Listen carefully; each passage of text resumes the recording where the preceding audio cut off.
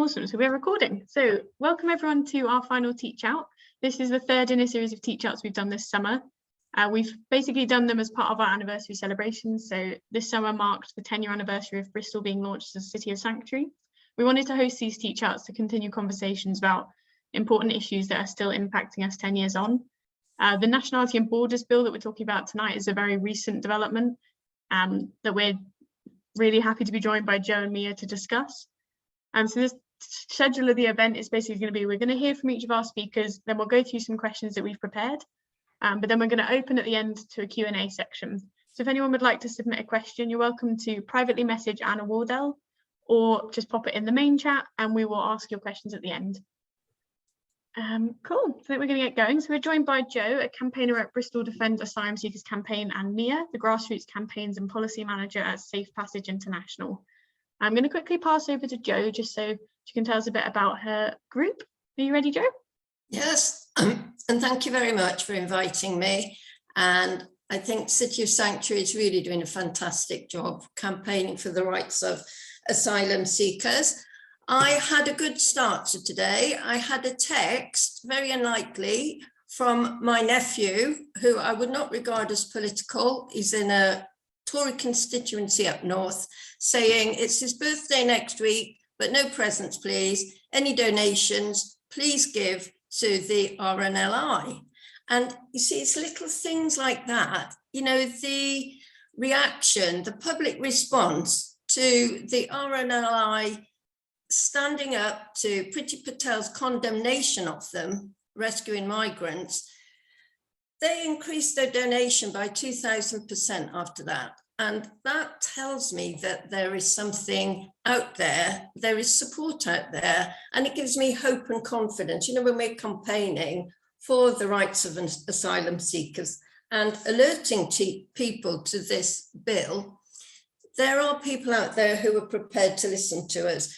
And I think we are fortunate in Bristol to have the Bristol City of Sanctuary campaigning with the open statement. There are things that we can do. I'm just going to read you the 2 lines. This is from the foreword of the Nationality and Borders Bill. To properly control our borders, we must address the challenge of illegal immigration too. The government will address that challenge for the first time in over 2 decades through comprehensive reform of our asylum system. Now, I think comprehensive reform should be comprehensive assault on the rights of our asylum system, because that's what this bill is about. But she does mention 2 decades. So now we're talking 21 years ago. And that is when the first real hostile environment was created for asylum seekers in the UK. It was unprecedented in my lifetime. There had been refugees from Vietnam, Uganda. Some of them received hostile receptions from sections of the press. But in 2000, it was a concerted attack on the concept of asylum itself, really. And it was backed by a really vicious press campaign. There were torrents of abuse from some politicians and from some sections of the press. And it was based on lies and misinformation. And it was that we're being flooded by refugees, that they were responsible for the fact that we didn't have adequate healthcare for unemployment, that they were having a very easy life. And so the measures that were introduced, they were very harsh measures. They took refugees out of the welfare system. They were marginalized. They were put on a voucher system, and well, they ended up with 70% of income support. They were forcibly dispersed. They were really punitive measures, a detention estate, and it was based on these lies about asylum seekers. And I'll just see how much time I've got. It was considered matter of fact, you know, this was okay to have a go at asylum seekers. In the Western Daily Press, there was a cartoon. It was outside a post office. There were 2, obviously, English pensioners, and the other couple was obviously an asylum seeker because they were dressed in a certain way. And the pensioners had a little wad of money, and they were looking at the couple who were obviously refugees who had a big wad of money. And the message was, your pension isn't adequate because of these refugees. And it was the first time really that the term asylum seeker was used. I hadn't heard that term before. That was the term that was now used. It was a term of abuse. It was the abusive term.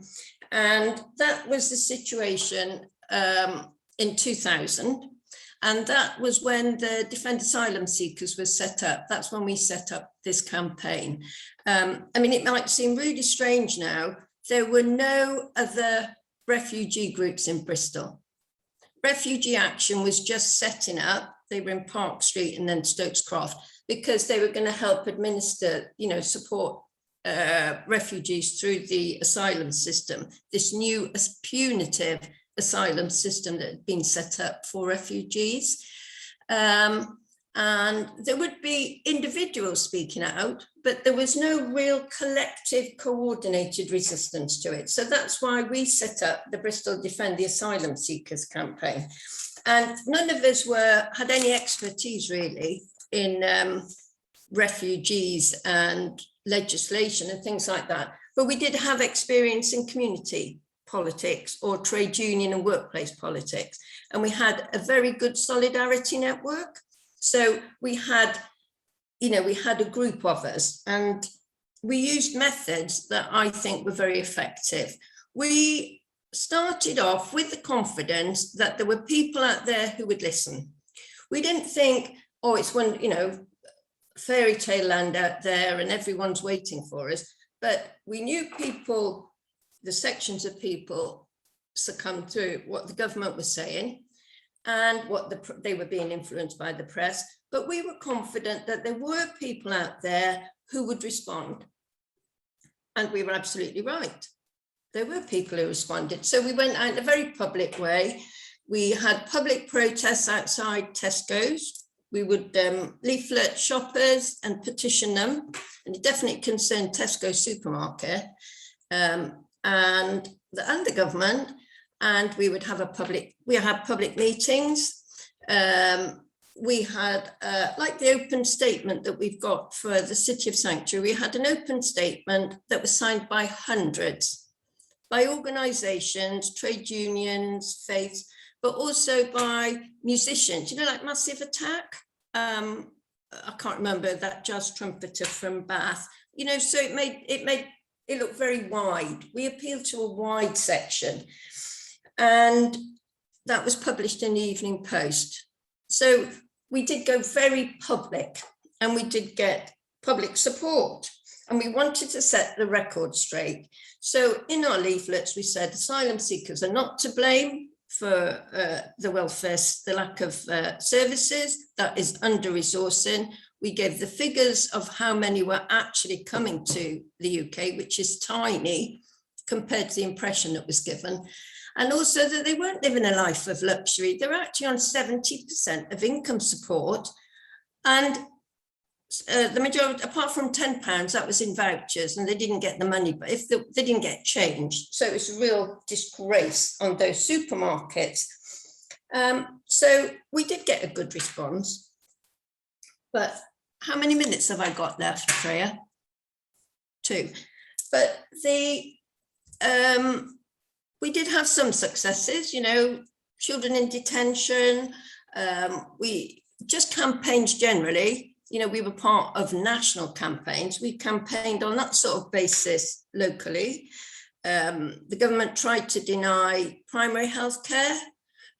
We linked up with medical students. We had protests in Broadmead. They were in the scrubs with hazard tape around. We campaigned, petitioned. STAR, Student Action for Refugees, they had a very imaginative campaign where they placed children's shoes around the city. And it was about children in detention, which does not happen anymore. But generally, this relentless attack on asylum seekers, destitution, detention, it continued. And now we're faced with the Nationality and Borders Bill, and I think we need to reach out to the public and to set the record straight again and say, this is based, you know, when Priti Patel is interviewed, when she's on the television, on the radio, and she talks about illegal asylum seekers and illegal routes, we have to say there's no such thing as an illegal route. We're part of the convention, Refugee Convention 1951, that makes it absolutely clear there is no such thing as an illegal route.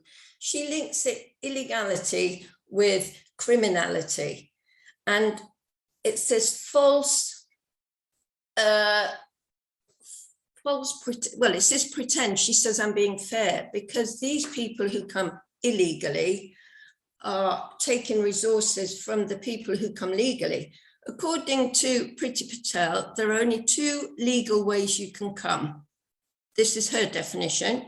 You can either be resettlement, which has resettled 25,000 people in the last 5 years, or you can come from Hong Kong, and they're talking about 5.3 million who would be eligible to come here, but they'd have to support themselves. Everyone else is considered illegal. They would not have the same rights as everybody else. They're setting up detention centres, one-stop asylum interviews. We have to be really clear that we have to tell people what it is. I don't ever want to hear an interviewer in ignorance letting her get away with talking about illegal routes or illegal asylum seekers. I want them to say, well, tell us what is the legal one then? Come on, Priti Patel, what is a legal route then? And they should be saying to her that she is mistaken, that the international rules say that there is no such thing. So I'm very pleased that City of Sanctuary is forming a resistance against this, and I want us to alert people. And we're very fortunate. We have the open statement, we have MPs, the mayor, the councillors, lots of community groups supporting it, launching it, and now we set the ball rolling and off we go. And we want thousands on there. And we do want to tell any Tory MP who might think about voting for this, because they have got a majority, but we have got public support. We know we can get public support. If you can get thousands on the street for Black Lives Matter, we can get public support. Any MP who votes for it, we will let them know what you're voting for. You know what you're voting for, and shame on you if you vote for this. Thank you.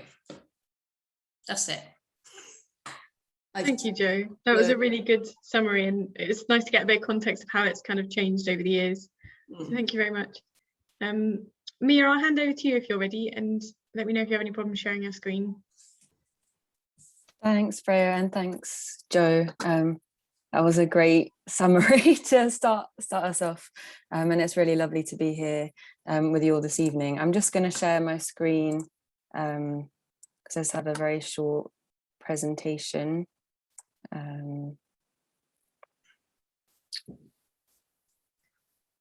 Hopefully you should all be able to see that.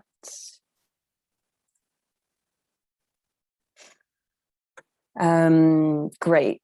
So I'm Mia, and I'm the Grassroots Campaigns and Policy Manager at Safe Passage. At Safe Passage, our vision is for every person seeking asylum to be able to access a safe passage to a place where they can lead a full and dignified life. Just to give a kind of brief introduction to our work, we're based in 3 different countries across Europe. So we have offices in Paris, Athens, and London. And we work kind of through a combination of different methods of legal casework, political advocacy, strategic litigation. The majority of the work that we do is legal, and it's mostly focused on family reunion casework across Europe.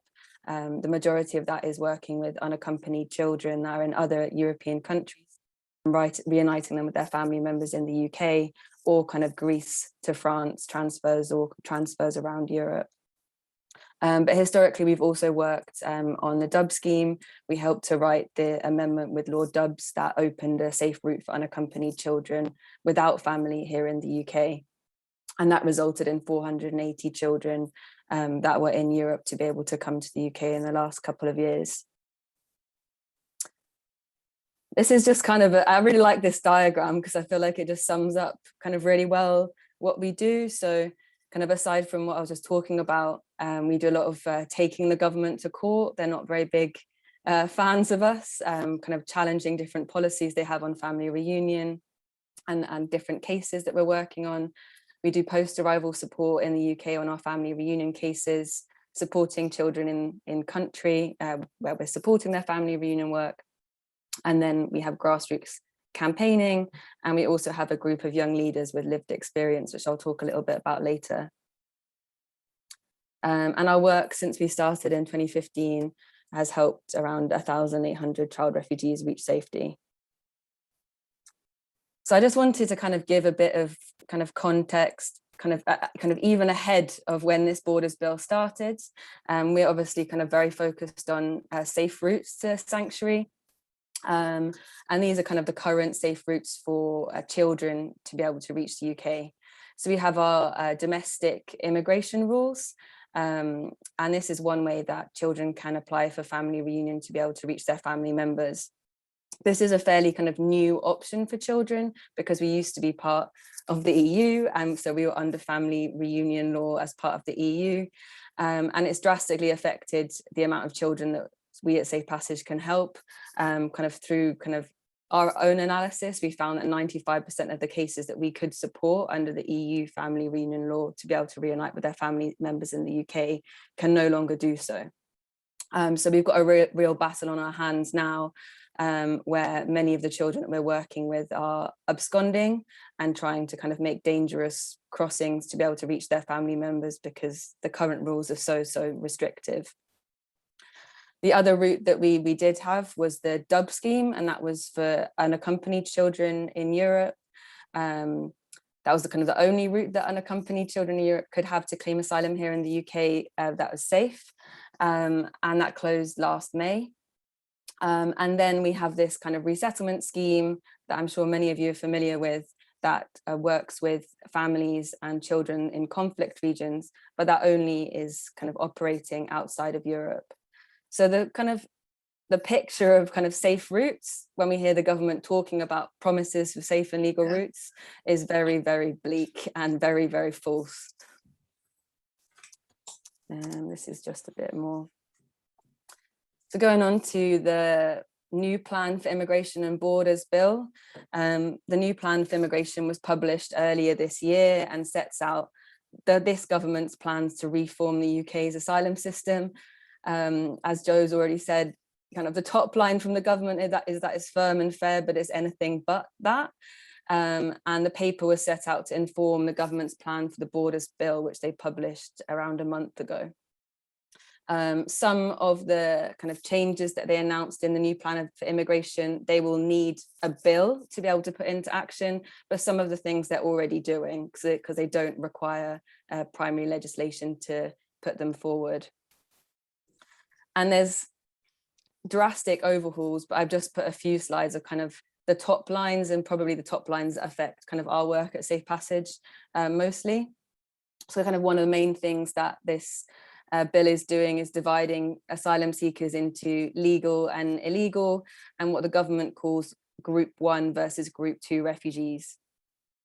This is kind of the fact that the Home Office is going to differentiate between those that have arrived here by what they're calling legal routes and those that have arrived here via irregular routes. As kind of Joe already said, there is no such thing as a legal route because everyone fleeing persecution and more has the right to be able to seek asylum anywhere. And at the moment, it's very, very unlikely that anyone from a conflict region will be able to come to the UK. There is only the resettlement scheme, and there's no kind of other way. We're an island, so kind of how are we expecting people to be able to seek asylum here? So there's these group 1 refugees, which are kind of what the government is saying are good refugees. They're refugees that come directly from conflict regions.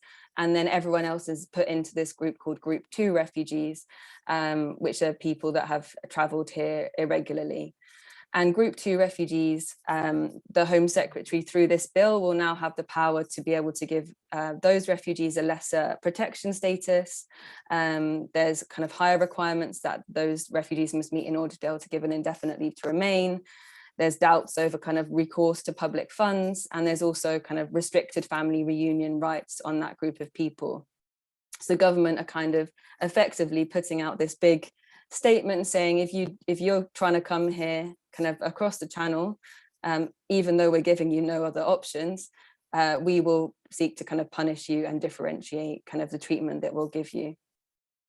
And the other thing is that the government are doing is declaring that people who have kind of come through what the government have called safe European countries could be declared inadmissible to the UK.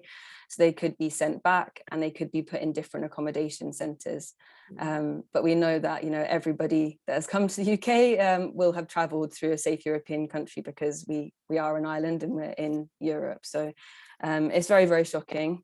The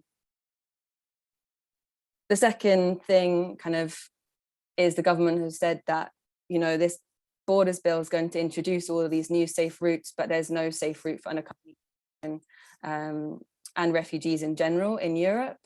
At the moment, there's only one safe route offered by the government, which is the resettlement scheme. And even that resettlement scheme has no quota on it, or kind of no targets.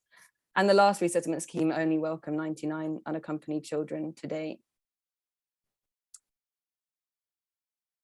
This is just kind of a bit more about the new resettlement scheme. So as Joe said, the last resettlement scheme had this aim to resettle 25,000 people over 5 years, and that was successful. And the government is saying, kind of, we will put new funding to support refugee integration if you come through this resettlement scheme, but they're not putting a quota on how many people they're aiming to take. They haven't announced how long the scheme is going to last. And only kind of 0.08% of the world's refugees actually kind of come through resettlement programs. So it's a very, very kind of gold standard. Only very, very few refugees are able to access this scheme. And then one of the other things that kind of we at Safe Passage are very concerned about is that it further restricts family reunion rights. So this is kind of for anyone that's been classified as a group 2 refugee. The government has said that the Home Secretary has the power to restrict which family members are able to join them.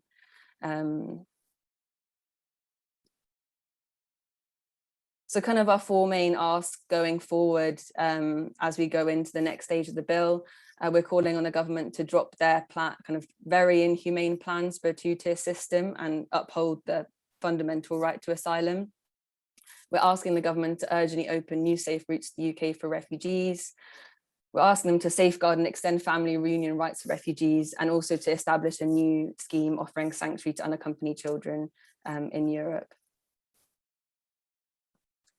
And I just wanted to talk about our amazing grassroots team. I think one of them is actually here, but this is just kind of a slide to kind of showcase kind of all of the work that they do. We have campaigners all around the UK kind of lobbying their MPs, previously lobbying their councils kind of on this bill. This is a picture kind of a group of campaigners outside Wiltshire Council a couple of years ago, and then a demonstration we held outside the Home Office. And we're at the moment, we had our monthly meeting last night, and we're just trying to really ramp up the pressure we're putting on MPs and to reach out to as many MPs around the country as we can before the bill goes back in September. And this is our group of young leaders. So these are all young people with lived experience of seeking asylum in the UK, all aged between 16 and 25. Some of them are former clients of ours and some of them aren't. Here's a kind of picture of them outside the Houses of Parliament, kind of demonstrating last year. They wrote kind of a letter about family reunion then. And then most recently, they produced a report in response to the new plan called Safe Routes Now.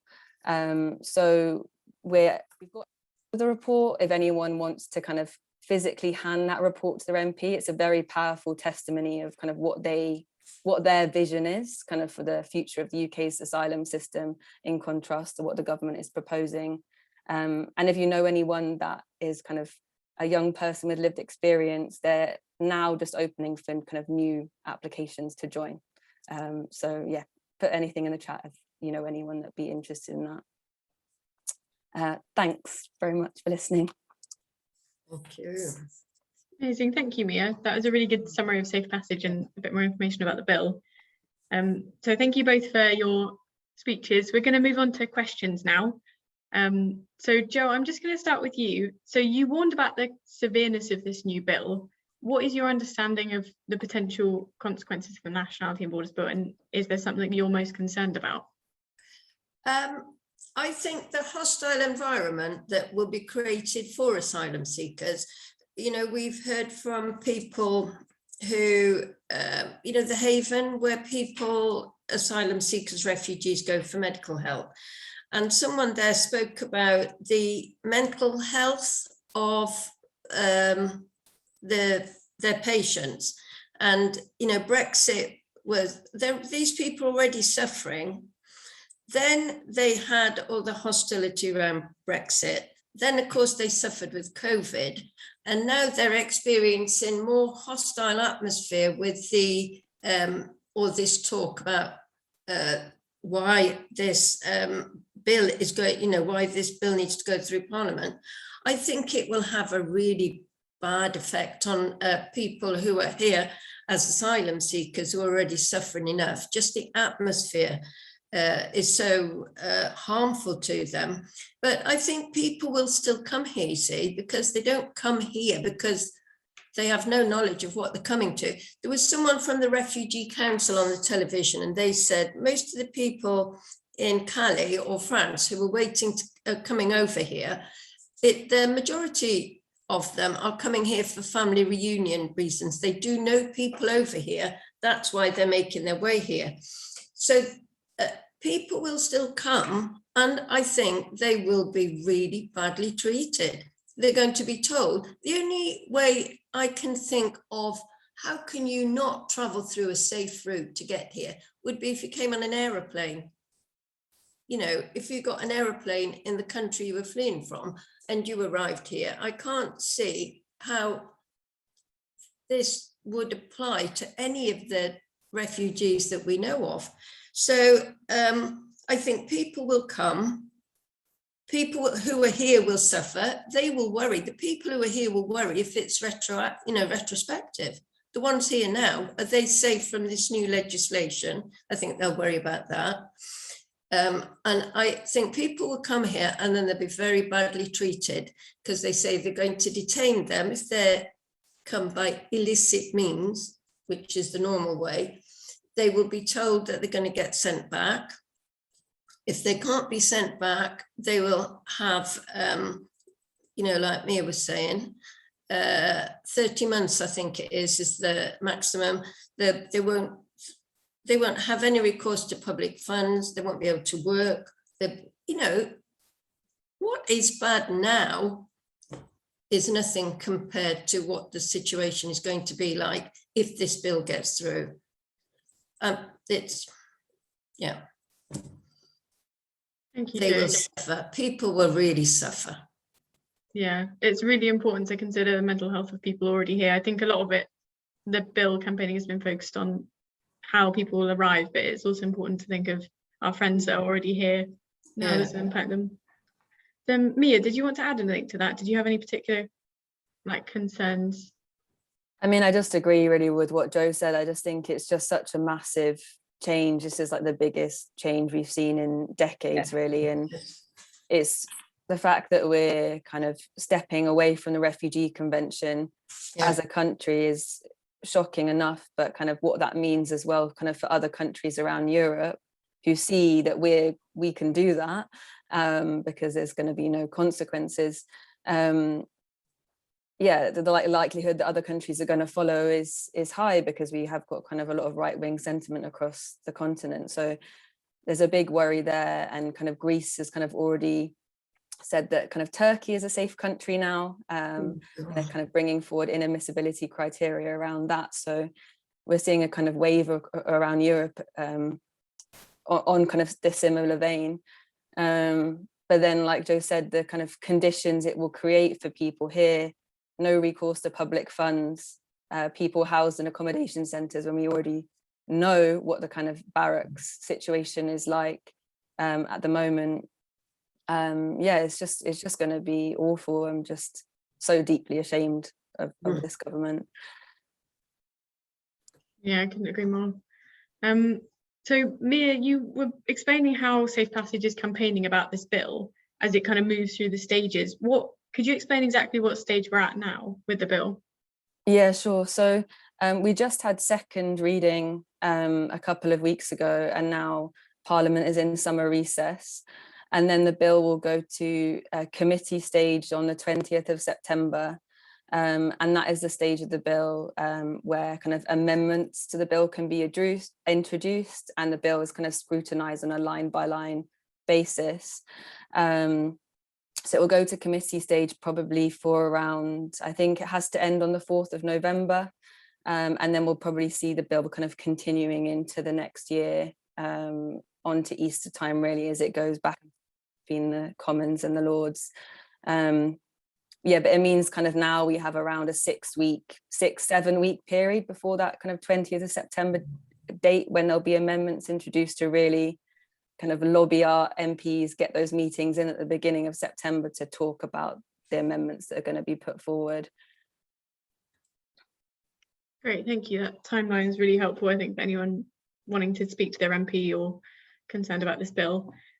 Joe, did you have anything you wanted to add? I mean, I guess that was quite a simple question about where we're at. Oh, no, it's good. Yeah. Awesome. So Joe, you said at the beginning in your speech that Priti Patel's plans should be called an assault on our asylum system.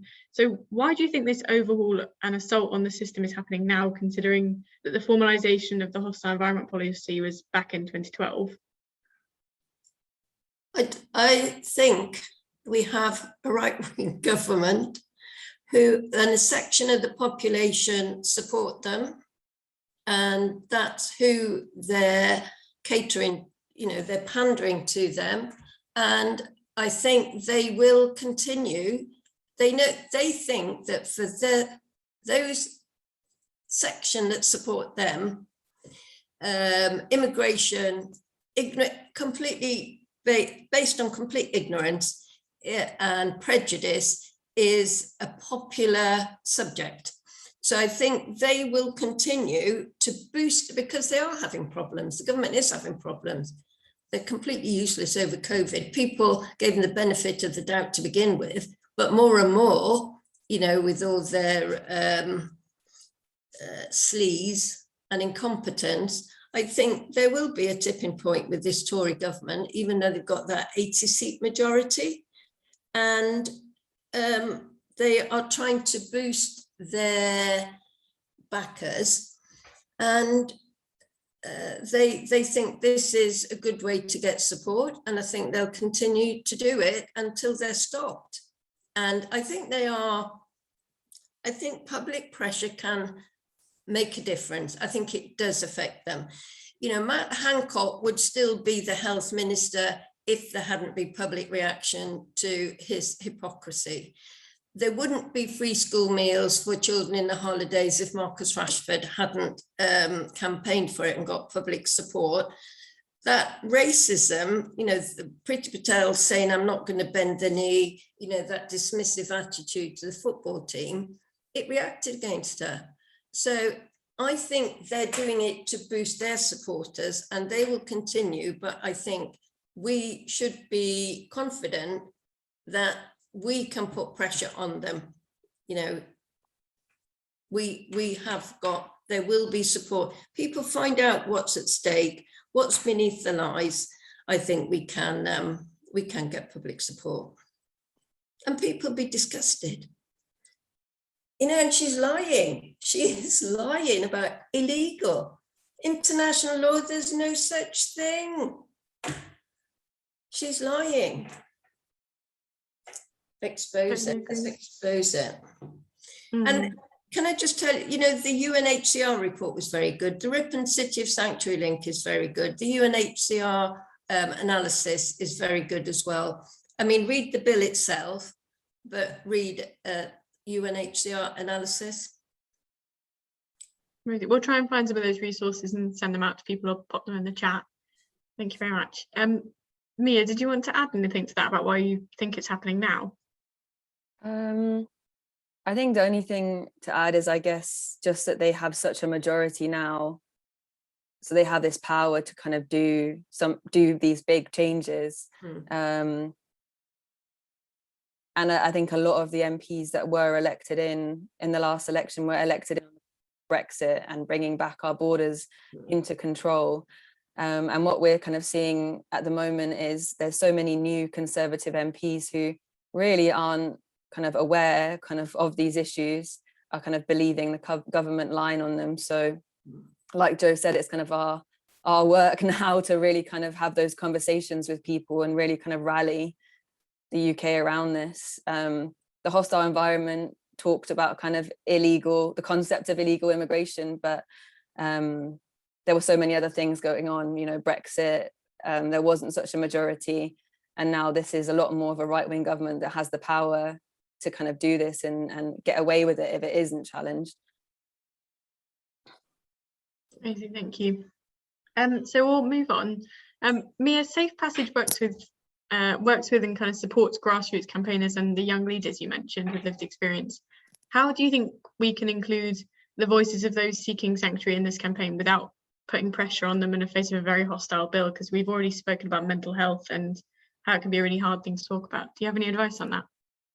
Yeah, sure. I think, our young leaders kind of, we work with them very, very closely when they're campaigning, kind of making sure that they're okay with the campaigning that we're doing and that they kind of want to do. It's very much shaped by them in that group, kind of what they want to campaign on.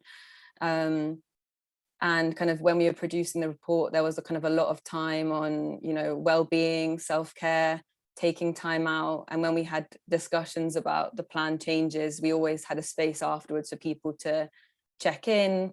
There was no pressure for people to kind of continue any participation.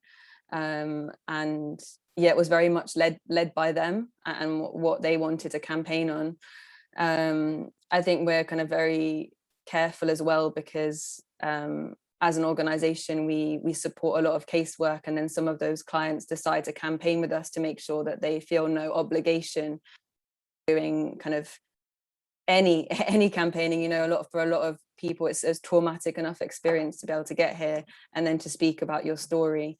Can be very triggering for some people, but can be enormously empowering for others. And I guess kind of on different campaigning activities as well, it's like when we're doing press work, we're very careful about the type of journalists that we work with, that they will let the people that we're working with have control of any quotes they're doing, have control of the press release, that we can see the press release before, because we don't want any kind of the work that we're doing, you know, rewritten or kind of put out in a negative light. And we do a lot of work with the young people kind of on training, kind of in trainings on, you know, public speaking skills. So I think it's, just really working with those young people and thinking about what they want to do with no obligation, but kind of amplifying voices of lived experience is so powerful. And I think one of the things we're seeing is, I guess, there's a lot of pressure on the same individuals in the press at the moment to speak out. But in general, I guess kind of echoing what Joe was saying about the Black Lives Matter movement, we really have to form this kind of very broad coalition, I think, when we're challenging this bill, and working with communities that have those lived experience. Kind of as a sector, we're not that diverse, I'd say, kind of the refugee and asylum sector. But we have to work with communities that have that lived experience when we're challenging this. I hope that kind of answered the question. I feel like it was a bit of a ramble. No, it's really good, thank you. Joe, did you have anything to add? Because you also work in a group that works with people that have sought asylum? Yeah, because we do, you know, we work with all the other groups in Bristol, refugee groups and support groups. I think we could learn a lot from some other campaigns around the country, because sometimes when I go to national Zoom meetings on national campaigns, there are far more people leading the meeting and contributing who have lived experience or who aren't white. You know, they are of colour and they have lived experience. And I think we need to learn in Bristol how, you know, following your example, Mia, and from other campaigns, how we give them prominence. If I agree, perfect. You do not put people at risk. And when we, in the past, when we have campaigned for families and individuals, we made it really clear that for a proper campaign, it would be public, and a lot, they have to be prepared for, you know, public exposure. So not to go for it if they're at all concerned about it. So more and more it's anonymous. We use, you know, initials for people rather than their names or the photographs. But I think we do, because we used to have far more people with lived experience or, you know, asylum seekers who were involved in public campaigning in Bristol. And yeah, I think we need to learn from other campaigns how they develop, and without forcing people, making them feel obliged, how do we get them involved? Because I think isolation is a big problem, you know, and that's what they're trying to do. But also with this new bill, they will isolate people from the communities where they get support. You know, we've seen it in Bristol, the practical, moral, financial support people can get. When they're isolated, they won't, kids going to school, they won't have that. So I think sometimes we do things in the community in Bristol, and I think, oh, I wish there was some asylum seekers here, because they'd realise how much support there is in the community. You know, we have a transport fund for free bus tickets for asylum seekers, first bus match fund. And, you know, we go to the mosque on a Friday after prayers, there's people flooding out, putting money in, you know, the collection tins, showing solidarity and showing support. And I think for asylum seekers feeling as isolated and as targeted as they do, seeing that solidarity and friendship from communities in Bristol, I think that would, it lifts my spirits. I think it would lift their spirits, and just see there is, it's not 100% hostile out there. There are good, you know, the public, there are good people out there, really good people out there. That's it, sorry. Thank you, Jo. Yeah, I think it's important to remember that in the face of this bill, there's 18 people on this call who all care about it enough to spend a sunny evening inside. That's a really nice point. Jo, it's been mentioned throughout our teach out that this bill could lead to increased destitution, limited family reunion, and kind of evolved versions of detention and processing. What alternative policies to the hostile environment and those policies proposed in the bill would you like to see implemented? Well, I would like to see the ones that Safe Passage are putting forward. There was a meeting which clashed with City of Sanctuary last Friday, which was, I think it was called The Big Voice, and it was people with lived experience putting forward what they see as alternatives. You know, they're saying there's 56,000 people, I think it's 56,000 people seeking asylum who were waiting for a decision on their initial interview. You know, why are they waiting?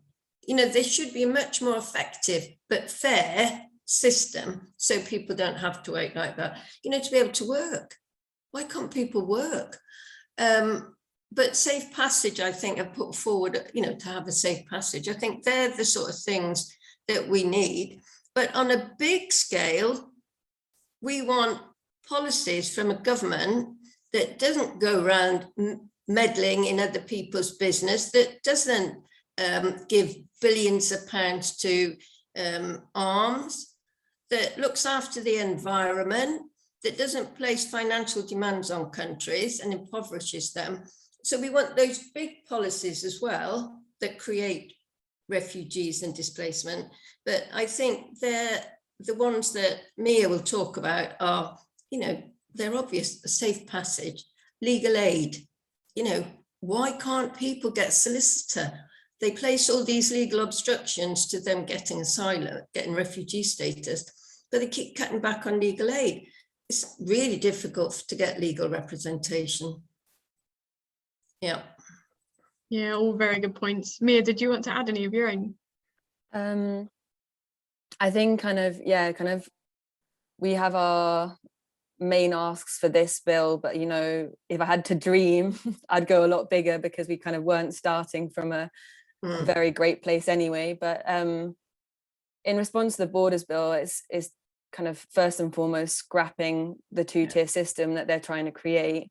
There shouldn't be any system that discriminates between two different groups of refugees and treats them differently, and also scrapping the inadmissibility policy that is already in the immigration rules, but is kind of being made kind of even more concrete by this bill.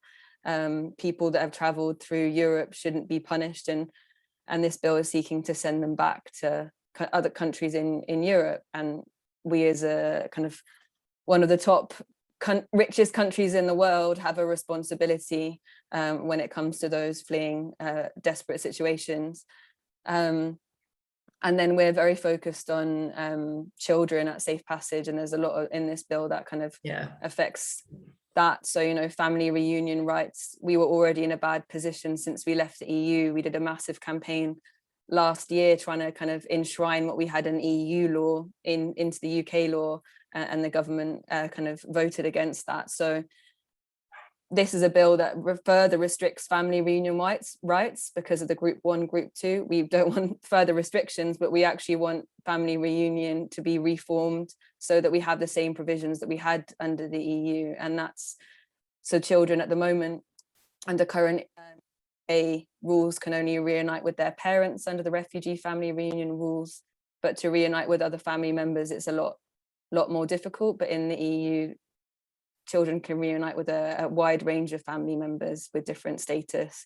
So that's kind of what we would like to see in terms of family reunion. And then all of the things that go alongside that: proper legal aid, proper age assessments, and then a safe route for unaccompanied children in Europe. I'm sure that many people on the call are familiar with the conditions out in Calais and the Greek islands, but they're horrific and no place for an unaccompanied child.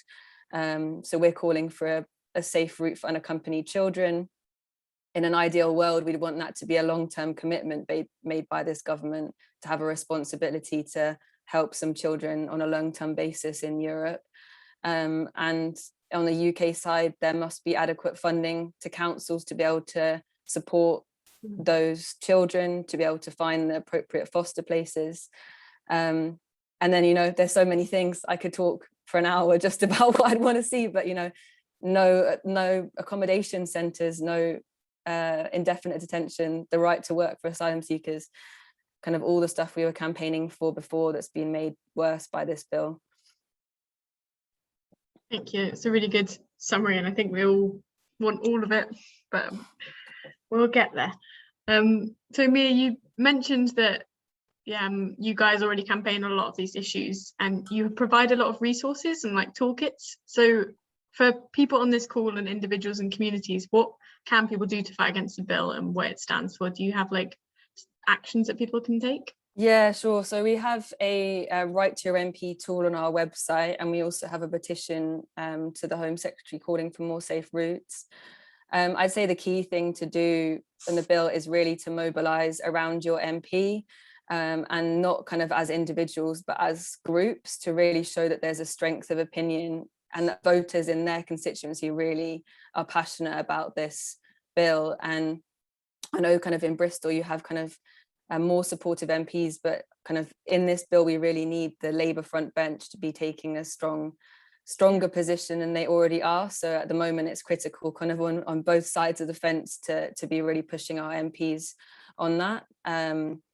And yeah, so we've got resources on that, and what we're also encouraging a lot of the campaigners and groups that we're working to is also to get local press attention on that, to kind of host events where you can invite your MP along to and talk about the bill. There's so much negative and false press around this bill and, you know, illegal migration, and we want to show that there are communities around the UK that are campaigning their MP, and when we get press attention, it puts kind of more pressure on your MP, because they want to have a positive press image in their local area. And if suddenly a group of people are saying, oh, we want a quote from you on the Borders Bill, they suddenly kind of have to have an opinion, and it's much more likely that they'll engage with you on this issue. So we have resources on engaging your MP and press releases and guides to engage with local press. And then we also have the Young Leaders Report as well, which we can send out for anybody that's having meetings with their MPs, which we're trying to kind of really kind of get their voices out there. But aside from that, I think it's just really about building those coalitions and, you know, looking at your own sphere of influence, like who haven't you spoken to that you know about this bill, because we need to kind of really get a national level of attention on this issue. Do you know people that are powerful in your local area? Like, who do you know that you can reach out to, like local faith leaders or local community leaders that can also show their MP that this is mattering to, you know, faith organizations in your local area?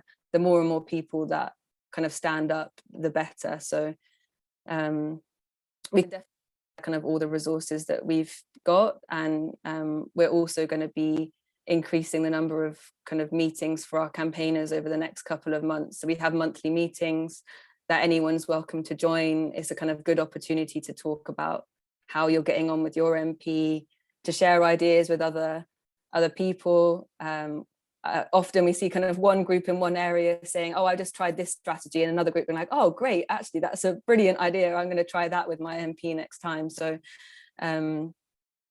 yeah, you're very welcome, anyone on this call, to join that meeting and get involved. Thank you, Mia. Yeah, I think it's so important, the creating networks across the grassroots groups so we can all support each other. It's a really good shout. Jo, did you want to add anything that you think individuals and communities can do in the face of the bill? Yeah, I mean, in Bristol, I think we are really lucky that we've got City of Sanctuary taking a lead, and the open statement that the Bristol City of Sanctuary open statement, I mean, it is really impressive, the support we've got. It's wide, it's, you know, MPs, the mayor, councillors, faith leaders from Muslim community, Quaker community, Catholic, you know, different faiths, and trade union leaders. It's really, it's a very good, solid base that we now need to expand. So I think we're lucky to have that. As far as the MPs go, 3 of the 4 have supported it. And I think Karen Smith, who's Bristol South, I don't know why she hasn't. I think she'd probably get round to it, because I'm sure she would support it. But because things might get difficult, like Mia said, even the ones that have voted for it, you know, have supported the open statement. I think we encourage, and the councillors, we encourage people, all our networks, ask everybody to sign the statement, to make thousands, we want thousands on it, but also support your MP. Your MP has taken this position. Tell your MP how much you support that, because, you know, you can imagine when you know, there might be pressures one way or another, they might get some negative letters, organised negative campaign pressures. We have to keep them steady. And I think we should say to the Labour government, I know there's all this parliamentary etiquette goes on about if you put in amendments, then your amendments get passed, then you're supposed to vote for the bill in the end. No, that sort of etiquette. I think we should be saying to them, where if you get into power, whenever, will you repeal this act, this bill? You know, we should be putting pressure on them now, but pressure on them for the future. Yeah, but I think we all know people, we all have networks. We should be doing all we can to explain to them what is happening and then saying to them, this is what you can do. Because I think there's nothing worse than being told something terrible is happening. You're going into all the details about this awful thing that is going to happen, is likely, but you don't give people something to do. And you can do this about it. This is something positive you can do. And I think we should have a public meeting. I think we should have it in the council house. I think the mayor of Bristol should speak at it. I think we have to think big. Think big. We have right on our side. It is a moral duty for us to stand up and defend those people who are going to suffer. I think we think big. Let's go for it. Shame them. Couldn't agree more, Jo. Yes. I think that's a really good note to end that section on. So we're going to move on to questions from the audience now. So these are all questions that have been submitted by people on the call. The first one, I'm going to kind of open these up to anyone, that either of you who would like to answer. So just go ahead. So someone's asked, can we use the 1951 Refugee Convention as a source of appeal? Legally. So I think that kind of at the moment, our legal team are getting advice on whether some of the parts of the bill are unlawful, in which case they can be challenged. But in terms of the Refugee Convention, I think we're kind of only bound by it. There's no dedicated court for challenging the Refugee Convention. So we're bound in theory, but not practice, if that makes sense. But there's definitely elements of the bill that we're looking into, whether they are unlawful and whether they can be challenged. And I think it's highly likely that there will be parts of it that can be challenged. Cool. Did you want to add anything, Jo?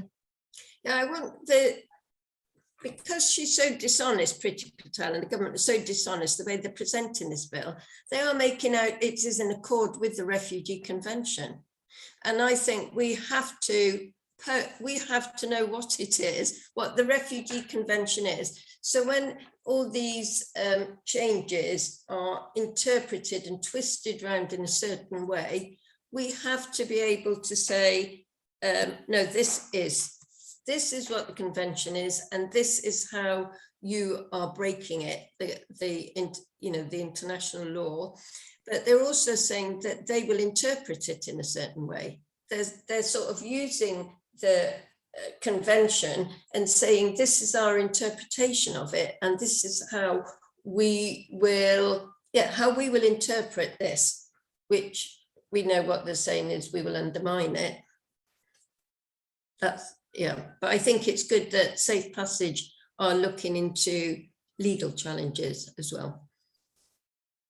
Yeah, that's a really interesting element. Thank you, guys. So the next question was, someone mentioned that families arriving by boat are being detained and sleeping on floors in detention centres. How can we support these families, and what is the best way to campaign on this?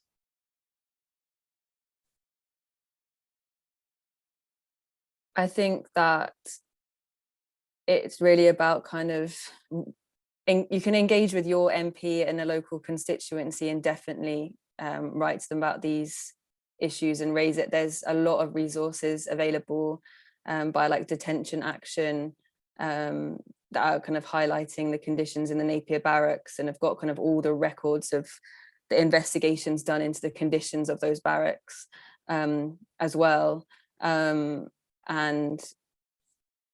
yeah, so I think definitely engaging your MP. In terms of actual on the ground support, I think it's Care for Calais that are very heavily involved in that, and there's a lot of groups in Kent. But I know that there are a lot of people that are being detained in other areas as well. So it's just about kind of finding out what local groups are involved in supporting those. I think a lot of the kind of refugee support groups that were initially supporting Syrian families are now pivoting a lot of their support to helping people that are in those hotels. But I have got some links with kind of some people that are working in Kent on supporting. So if anyone's like particularly interested in that area, then do email me. Thank you, Mia. Jo, did you want to add anything to that? Wherever they do put people, there will always be some people there who support them, you know, in the local community or in the neighbourhood, who will organise themselves and either protest or try and do whatever they can practically to support those people and publicise what is happening to them. I heard a report of this on the BBC radio maybe 3 mornings ago, and it was news because it was an unannounced visit from MPs that had exposed these conditions. And every so often on the national news, most things that are done to refugees in this country are done without the majority of the public knowing about it. They just don't know about it. But every so often you get a spike, like Channel 4 on Yarlswood, or this was on national media about the conditions these people were living in Dover. And the reaction to it was outrage. You know, that was the feeling, this is absolutely disgraceful. But we have to say to, yes, it is, and do the things that Mia was talking about. But this is likely to be the result of this bill, because people will be contained in accommodation. They're going to expand the detention estate. People will be contained in the most horrible conditions, and who will be monitoring those conditions? You know, this bill makes things worse. It's shocking what is happening, but these things will be made worse. We did have people from Bristol going to the demonstration in Folkestone. You know, the protest, I think, was very good at Napier Barracks. You know, there, like you're saying, there are organisations that coordinate activities and protests and support. Great, thank you. Yeah, if anyone's interested, there's a lot of helpful links have been put in the chat. So if you keep an eye on the chat function, you'll see a lot of resources to look at. Jo, we're going to circle back a bit because someone's asked, you mentioned about mental health earlier and how you're really concerned about the impact on that from the bill. Someone's asked, we've seen an increase in poor mental health with people who have sought asylum over the past year. If this new bill comes through, what will be the implications in the way that we work in our sector? I didn't understand that, sorry. So with what we can do? Yeah, so I guess in supporting people's increased mental health, will it kind of change the way that we work? I think you know, I said when we first started in 2000, there weren't any of the refugee groups in Bristol. Now there are lots of refugee groups in Bristol.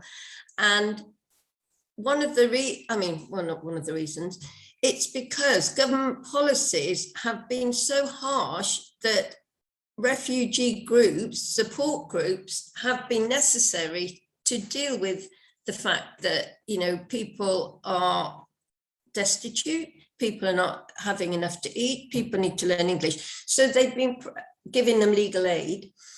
And I think that, I don't know whether I'm answering this adequately, but there is far more sensitivity about people's mental health problems. There's far more sympathy. And there are people out there who do want to help, and often they want to help, but there is no capacity in some of the refugee groups, you know, because they don't just want anybody turning up, or they want training and things like that.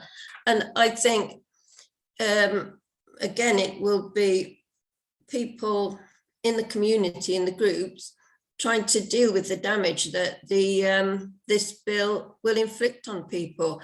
And I think that awareness about people's mental health, there will have to be, you know, we will, as a community, we will have to be providing more support for people. I don't know whether that's answered the question, but there are people out there, like the qualified English teachers out there who help. I think there will be a call out for people who have got mental health expertise to support people. Shouldn't happen in the first place, but I think there will be a call out for that, and there'll be a sensitivity to that. Yeah, I don't know whether that has actually answered the question. It Sorry. did, thank you, definitely. Mia, did you want to add anything to that about how our sector might be changed? Is this related to mental health? I Sorry, think, or yeah, the audience member was specifically talking about mental health, but you're welcome to elaborate on something else. how our sector will be changed will be so interesting in response to the bill. I think what we're seeing a lot more already is a lot of collaboration between organizations that are working on, you know, a multitude of different issues, because we're all recognizing that this is such a threat to the whole asylum system. And, you know, these changes are going to affect all our areas of work. There's a big coalition called Together with Refugees that are kind of aiming to bring together all of those organizations and kind of really ramp up grassroots organizing around the UK on that. So that's already a big change we've seen happening, which I think is a really positive one. But then, kind of like Joe said, because of the devastating impacts of the bill, I think we're just going to see just such an increased need for support on the ground in the UK, kind of at these new accommodation centres for people, kind of the increased number of people living in destitution. And yeah, kind of more kind of channel rescues. I can just see that happening if there's going to be no offer of a safe route. We already saw deaths in the channel last year, so Yeah. A lot of changes, I think, in that respect, depending on what happens with the next in the Borders Bill. Thank you. So the next question we're going on to was, Mia, you mentioned earlier that this bill being passed might influence other countries and that there is also already a wave of these hostile responses going through Europe. Do you know if this bill is kind of in line with what other countries are doing? Are we more hostile? Are we less hostile?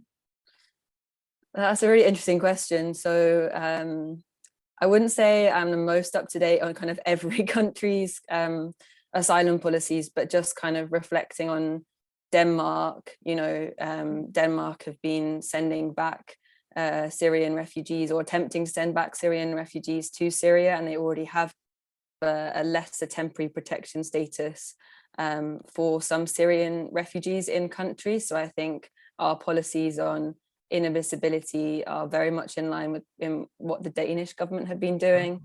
The Greek government, who kind of are in a way kind of under a lot more pressure than the UK because of the kind of EU-Turkey deal that was drawn like 5 years ago.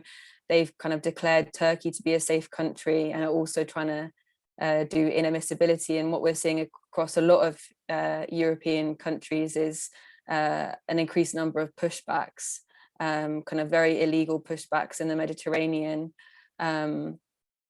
And then there's this new EU migration pact. I wouldn't say it's goes as far in terms of the Borders Bill, but what it does do is it doesn't have kind of new safe routes. There's kind of not a kind of equal sharing of responsibility across Europe, and the Mediterranean countries in Europe, Greece, Italy, Spain, who are seeing an increased number of boat arrivals and where these illegal pushbacks are happening, are kind of forming a Mediterranean pact to kind of try and challenge some of those issues. But some of the strategies that they're taking, saying that people can't enter Europe and you'll be pushed back if you try, are very similar to kind of what we're proposing. Yeah. And I think what as well is kind of the issue of returns now that we've left the EU. Kind of previously, asylum seekers could be fingerprinted and then returned to other EU countries under a law called the Dublin Law. The UK will be most definitely trying to seek a deal with the EU to try and return people, because even though there is this inadmissibility criteria, so far no EU country has said that they will take people back. But Priti Patel was out in France a couple of weeks ago. She's out on Samos today, so we know that they'll be trying to push for those returns. And likely also trying to copy some of those closed camp conditions that we're seeing kind of increasingly on the Greek islands as well. Yeah, that's kind of a little bit on that maybe. Thank you, Mia. Joe, did you want to add anything to that? Just a little bit. The UNHCR report makes the point that Mia was making, that Britain breaking from the convention, and they were one of the original supporters, signers to it, undermines and breaks the convention. And they mention, Denmark, and in the bill itself, if you read it, Priti Patel makes reference to Denmark. This is what we're intending to do, and this is what Denmark does, as though they're following the example of another country. So just Denmark having undermined safety for refugees has given Britain validation for doing the same thing. So it's foot in the door, undermining, and it's exactly what Mia said. It's very dangerous for all, not this here, but it breaks the international agreement. Thank you, Joe. So kind of a question that follows on from this actually, and when we're talking about kind of copying other countries and stuff like that, are there any examples of countries that you guys know that have positive immigration policies that you would prefer to see us emulate? Or is that a bit of a depressing question if you can't think of any? I don't know, because I'm not well up on international provision, but can I just say there are 80 million refugees in the world, 94,000 in France, 123,000 in Germany, 88,000 in Spain, 40,500 in Greece. There are 36,000 applications in this country. It's 20, I know it's COVID, but it's down. What are they talking about? We're not flooded. We're not taking our fair share. You can't expect, Greece and Italy and Spain and all those countries to be taking the responsibility. It's an international responsibility. Britain has got more responsibility than most countries when it comes to looking after refugees. I don't know about that, but I don't know. Like you're saying, there's like Priti Patel is using Denmark as an example. Maybe Mia can say, but I don't know which country we would say that sets the sort of example that we want to follow. Mia, do you know? I think so. In terms of like unaccompanied children and relocations, I think Germany has done a lot. I mean, Germany set a good example at the beginning, in 2015, saying, kind of really standing up at European level and saying, we can do this. It's our responsibility. We have to do this, when a lot of European countries are really pushing back. And then we did see that kind of grassroots swell across Europe.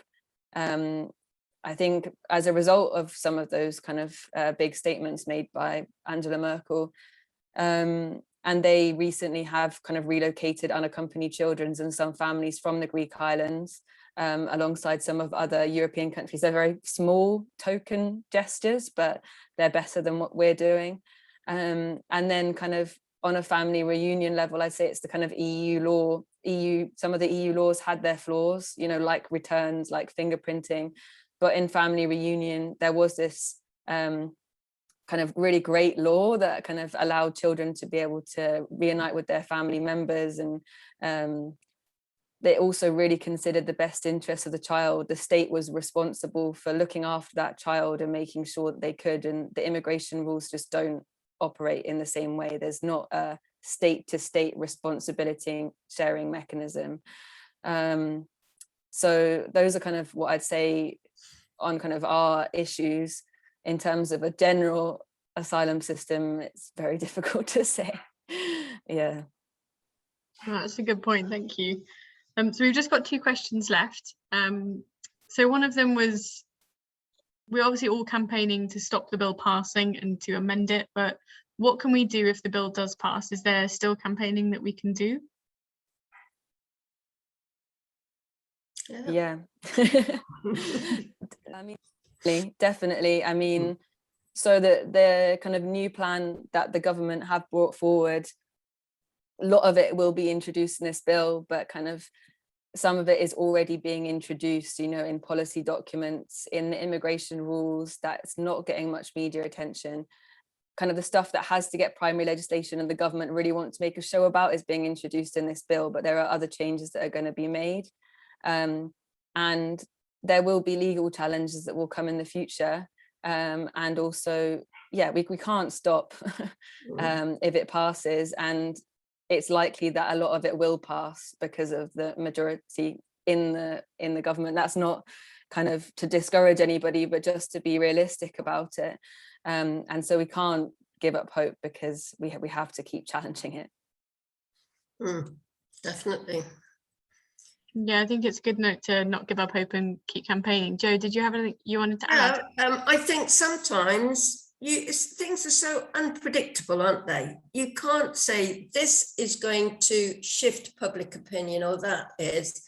Do you remember the picture, the photograph of Alan Kurdi that really, well, George Floyd's murder, the sight of Alan Kurdi's little body on the beach, those things affect people because what is happening to refugees is not part of their experience, so they don't know. So sometimes they will see something like that. And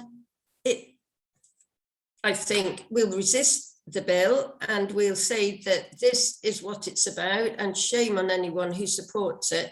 And then we will continue campaigning. We'll say these are the consequences. These are the consequences. We'll expose what they've done, but also warn what is coming up as well, what else they're trying to do. And remember, this is going back into ancient history, all right, it's with the poll tax. Some of you might have heard about the poll tax. I remember when the poll tax was first mooted and you warned people, they just wouldn't believe you. They said, that's ridiculous. That is not going to happen. That 4 people in a council flat are going to pay 4 times what a rich person in a manor is going to pay. They did try and get it through, and people sometimes have to, as long as we keep alerting them to what is happening, this is happening now, look at what is happening, keep the public informed. What we have been warning about, if it comes to pass, we have to say, this is what we were warning about, and this is also what we're telling you could happen in the future. And shame those who do it. They're not doing it out of fairness, equality. They're not doing it for families as opposed to single men.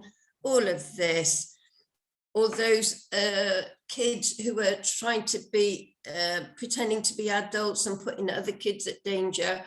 It's all rubbish. We know it's rubbish. And we have to keep exposing what they're up to and shaming them. Agreed, definitely. It's good to hear kind of a realistic perspective of what we can achieve, even if the bill does pass. It's very encouraging. I think we've got time for one more question, so I'm sorry if anyone's questions didn't get answered.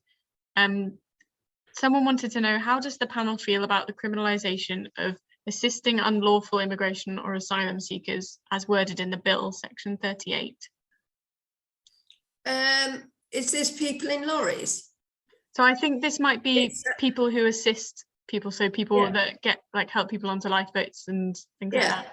Oh, well, I mean, if that's the RNLI, if they pursue that one, they are in trouble, really, if they try to keep pushing that one about the lifeboats. What they've tried to do in the bill is to link, this reference, it's in nearly every line, in nearly every paragraph, illegal. They're linking it to criminalisation. So they're saying the people who come here by, well, not through a resettlement scheme or from Hong Kong, they are linked very much to criminal gangs who are also responsible for drugs and other criminal activities. I just think if there aren't safe routes, people will use, they will pay people to get them across. And if you want to stop that, you open safe routes. But I haven't thought about it really, but I wouldn't go for criminalizing people who assist others. I mean, does that mean if you put someone in the boot of your car coming back from Calais, is that, I know it's done on a much bigger scale, but you know, why don't you have a safe passage and then people will be able to just get here anyway? Don't worry about the smugglers or criminals or whatever, just let people come here. Thank you, Jo. Mia, did you want to add anything? Yeah, I completely agree with what Jo said. You know, if there's no safe route for people to come, people are going to be crossing the channel. And there was kind of research done on this last year on the channel crossings, that 98% of the people that crossed between January and September then claimed asylum. So kind of the government claims that these are kind of, I don't know, migrants, even if that, I don't agree with them kind of even saying that in a negative light, are just so simply untrue. And kind of this bill, clause 38, increases the criminalization of those that assisting that what they're calling unlawful migration to a life sentence. We saw that some asylum seekers that were steering boats last year were put in prison for that.